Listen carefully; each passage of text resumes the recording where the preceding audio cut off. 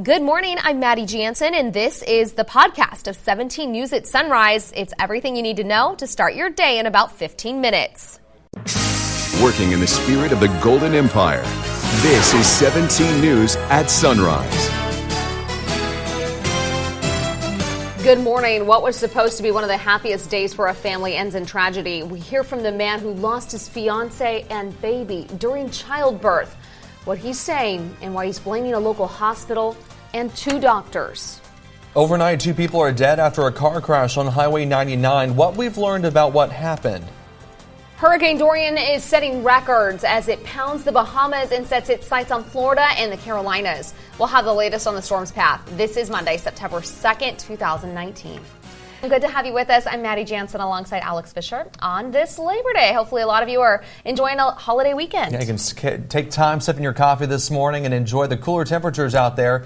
Although it's going to be another warm day out there, right, Kev? Yeah, we're at 80 degrees right now. So not so cool. Yeah, not so cool. Yesterday we hit 101, a little shy of the record of 108 set back in 2017. And as we take a look at the temperature right now, we're in the upper 70s, lower 80s, 79 out at Meadows Field with the southeast wind at 6 miles per hour. As we take a look at the hour-by-hour forecast for you today, starting out in the upper 70s, 94 at noon, and by 3 o'clock we'll be right near 99. Into the mountains, 66 right now in Tehachapi, a southeast wind at 8. And as we take a look at the day, mid-60s to start throughout the afternoon. We're looking at the upper 80s, a westerly wind at 12 by 3. We'll talk about the rest of the work week coming up in just a little bit. But first, let's get a check of the morning commute. I'm assuming it's a little quiet, but we'll send it over to Alex. All right, thanks, Kevin. Actually, we have a car fire right now on the northbound lanes of the 99 near Airport Drive. So here's a look at the 99 at Airport Drive area right there. And it looks like it's obviously not affecting the commute at that section. But again, there is a car fire on the northbound lanes at the Airport Drive on-ramp. The good news here is that everything's off onto the right-hand shoulder, and fire crews are already on scene. This call came down about 6 minutes ago, so hopefully they can get things under control here within the next few minutes or so. We'll keep you updated on that. Everything else around the county looking pretty good on this Labor Day. We'll have another check coming up in about 15 minutes. Breaking overnight, the CHP is investigating a crash that killed 2 people early this morning. It happened just before 1:30 a.m. on southbound Highway 99 near the Kimberlina Road off-ramp. Officers say a Saturn sedan was getting off the freeway at Kimberlina. That's when, for some reason, the driver lost control, hit a tree, and the car caught fire. The CHP has not released the identities of the 2 people involved in the crash. New this morning, the family of a CSUB mother who passed away along with her baby is suing Mercy Hospital and 2 of its doctors, alleging negligence and blaming them for the death of their loved ones. 17th Amber Frias spoke with the woman's fiancé and shares their story. Demi Rodriguez's family says Dominguez was in a very happy place. After losing her father 2 years ago, she was finally doing better. They say she had a bright future ahead with her fiancé and soon-to-be-born baby boy. 23-year-old Demi Rodriguez was happy and thriving. She was 8 months pregnant, 1 month from graduating from the California State University of Bakersfield with a bachelor's degree in psychology, and had just moved in with the love of her life. We were practically married. That's how strong our love was for each other. The couple was expecting their first baby. That was like 5 days before everything happened, yeah. We just got our maternity photos and everything like that done, so.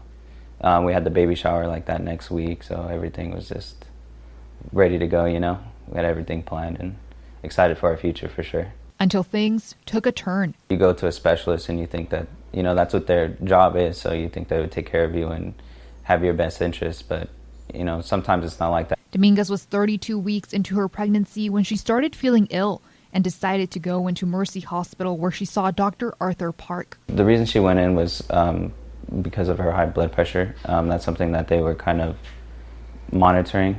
But the family says medical staff didn't do what was necessary to treat Dominguez, resulting in her and her baby's death. Dominguez's mother and fiancé have filed a lawsuit against the hospital, and the 2 doctors they say were involved. It would be for wrongful death. So that's what we're going after. According to the lawsuit, Dominguez went into Mercy Hospital and saw Dr. Arthur M. Park on April 15th. Documents state she was treated for swelling and elevated blood pressure.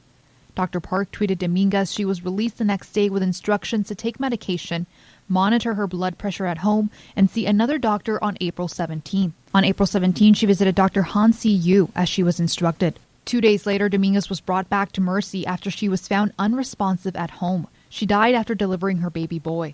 Malachi, her newborn son, died later that day. The suit says Dr. Yu and Dr. Park were negligent in that they failed to timely and properly evaluate the seriousness of Dominguez's condition.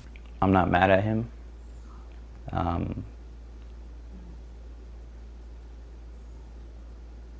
And I really do pray for him and his family, and hoping that, God shows him mercy,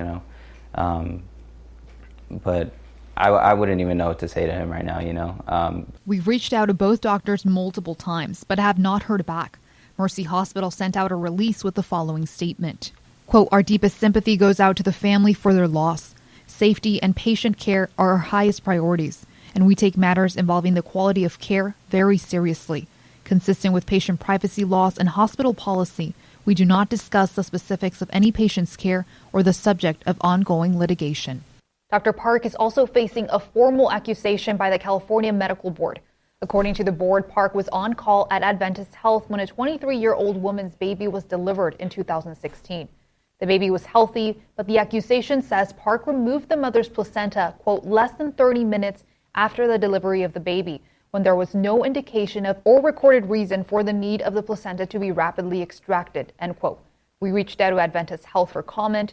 They sent us the following statement. Quote, "Our hearts and prayers are with the family. Arthur M. Park has not practiced at our hospital since September 7th, 2016. Amber Frias, 17 News. And the National Weather Service calls it a life-threatening situation. Right now, Hurricane Dorian is making its way toward Florida and the Carolinas and already leaving a path of destruction behind. Parts of South Florida are under mandatory evacuation as Hurricane Dorian turns in the Atlantic. Here's a live look at the scene right here as the storm approaches the Florida coast. As you can see, the wind is already picking up. We're also getting our first look at the impact of the Bahamas after the record-breaking Category 5 hurricane shredded the area.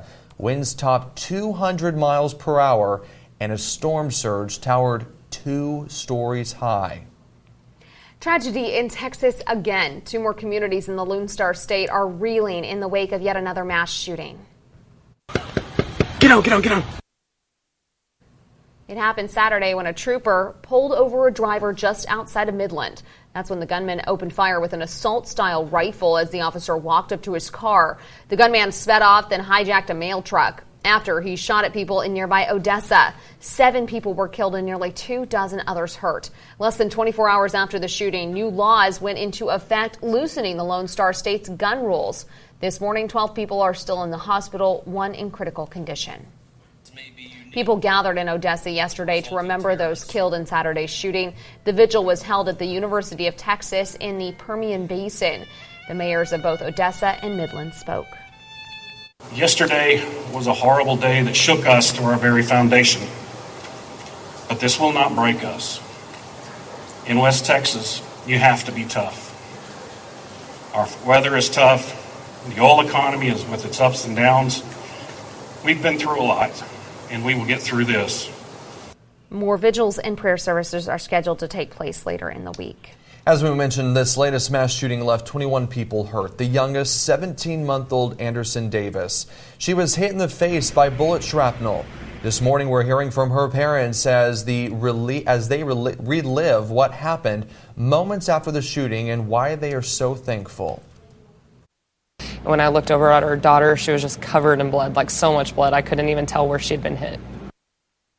I feel joyful for our daughter that she's okay and we got to bring her home. Just very fortunate and grateful. You can watch the full interview with Anderson's parents ahead this morning on Today, right here on TV 17, after 17 News at sunrise. Here at home, a man's behind bars after an hours-long standoff this weekend with Bakersfield police. It all started around 7 o'clock Saturday when a man refused to come out of his apartment at the Springs apartment complex. That's off Gosford Road in Camino Media. Police say 61-year-old Dennis Daniel Rhines flashed a gun at a neighbor, then barricaded himself inside his apartment. SWAT officers were called to the scene and evacuated people from nearby apartments. Hours later, Rhines came out and officers arrested him. He's being held on an $85,000 bail and is due in court Wednesday.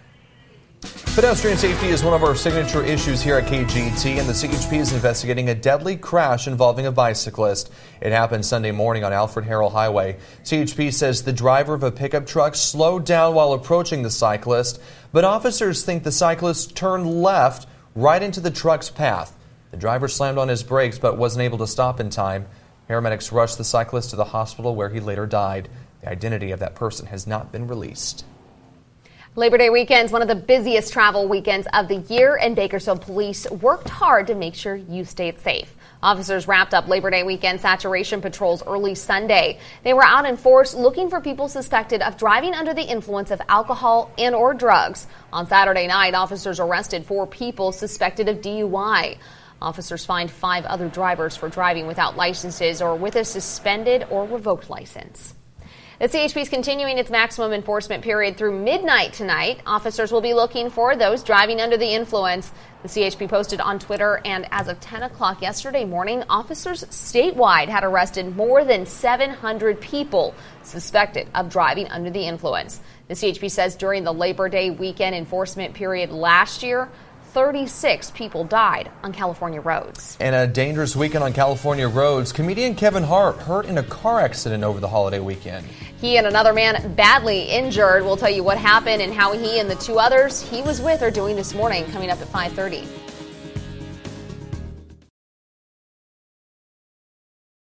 Welcome back. On July 25th, KGET aired an interview with a man who said he had been improperly touched by Monsignor Craig Harrison.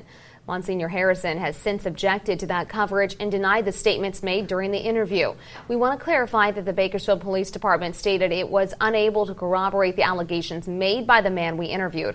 We never stated or intended to imply that Monsignor Harrison was guilty. The Bakersfield Police Department has requested anyone with further information contact them. Kids in Kern County have been back in the classroom for a couple of weeks now, and many of you put your kids on the school bus every morning. While things usually go smoothly, new video shows how often other drivers ignore stop signs when a school bus is pulled over to pick up kids, putting their lives at risk. As NBC's Molly Hunter reports, it happened more than 50,000 times in one county alone. Oh, yeah, that's Melina. There goes Melina. It's every parent's worst nightmare. As her mother filmed from across the street, 5-year-old Melina stepped off the school bus in Houston after her first day of kindergarten. But watch as a car blows past the stopped school bus. Stop! This kind of reckless driving so prevalent, police forces are now taking on new methods to stop it. Montgomery County in Maryland has equipped all of its school buses with cameras to catch these dangerous drivers. These just-released videos show the many near misses and one direct hit as a child crossing the street is hit by a car and tossed off its hood. Miraculously, she got up afterwards and ran off. It purely evolves around selfishness. A selfish, self-centered attitude is what causes people to commit to such acts. Back in February, an outrageous incident in Brooklyn. An impatient driver weaves onto the sidewalk as tiny school children get off their bus. The numbers are staggering. In 2019, school bus drivers reported more than 95,000 illegal passings on a single day. That's an estimated 17 million violations across the school year. And across the country, even more states are passing laws that allow police to issue citations based on school bus cameras. So many more municipalities are installing them. What these cameras are doing is they're letting people know that there's an additional presence out there to let them know that they're doing wrong. From Montgomery, Maryland, after installing those cameras, they've cited more than 54,000 drivers for putting school children at risk. Molly Hunter, NBC News. You know, it's unfortunate because I've seen this happen several times already this year, and other cars are stopped. It's just the paying attention. Yeah, it is. We're just so, I feel like, distracted on the road. I think that's exactly what it is. Yeah. KGET Business Watch is brought to you by Grapevine MSP Technology Services, the Valley's leading IT service provider. And it is a big milestone for modern-day banking. Today marks the 50th anniversary of the ATM. The automated teller machine first made its debut at a chemical bank branch on Long Island on September 2nd, 1969. Since then, the ATM has made it more convenient for consumers to conduct banking transactions anytime. It's estimated that there are more than 3.5 million ATMs worldwide. That doesn't seem like a lot. Only 3.5 worldwide, 3.5 million. But more and more people are using mobile payment systems, so the use of ATMs is steadily declining. Cheese lovers, this is something to tease your taste buds. Wholesale retailer Costco is offering a wheel of cheese for sale on its website. It is a 72-pound wheel of Italian Parmesan Reggiano. If you want to get your hands on it, it'll only cost you about $900. But Costco says it's worth every penny. That's because it's aged 24 months and it's extravagant. Buyers can also end up saving money in the long run. The wheel costs far less per pound than the same type of cheese bought in small slices. Very interesting.